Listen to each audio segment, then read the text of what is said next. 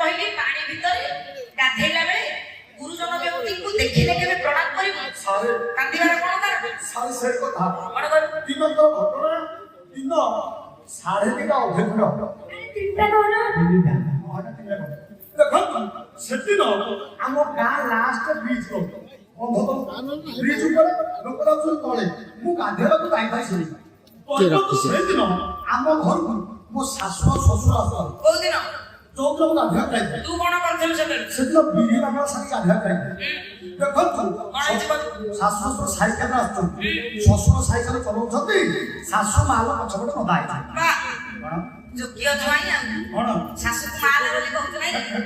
ଆଉ ଶାଶୁ ମାଲ ବୋଧେ ଶାଶୁ ବସିଛନ୍ତି ପରିବା ପତ୍ର ମନେ ଆଣିଛି। ଆଉ କଣ ତୋର ପରିଶ୍ରମ ନାହିଁ କି କମା ନାହିଁ? ମତେ କମା ଯାଅ ଆଗକୁ ବହ ସମୟ ନାହିଁ। ଦେଖନ୍ତୁ ଶ୍ୱଶୁରଙ୍କ ମୁହଁ ଆଗ କିନ୍ତୁ ଶାଶୁଙ୍କ ନଜର ପଡିଗଲା ଯୋଉ ଜୋଇ ଘରକୁ ଯାଉଛୁ ଜୋଇଙ୍କ ପାଣି ଭିତରେ ଏତେ ଗାଧେଇଛି।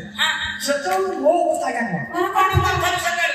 ବିଶ୍ୱାସ କରନ୍ତୁ ଓଦା ଗାଧେଇଛି ଶୁଖିଲା ପିନ୍ଧିବାକୁ ମାନେ ଭିତରୁ ଗାମୁଛାଟା ଖୋଲି ଦେଇଛୁ, ଉପରେ ଧରିଛୁ ଗାମୁଛାଟା ଗଣ୍ଠି ପଡିନି, ପଛପଟୁ ନାମ ଆସିଲା କଣ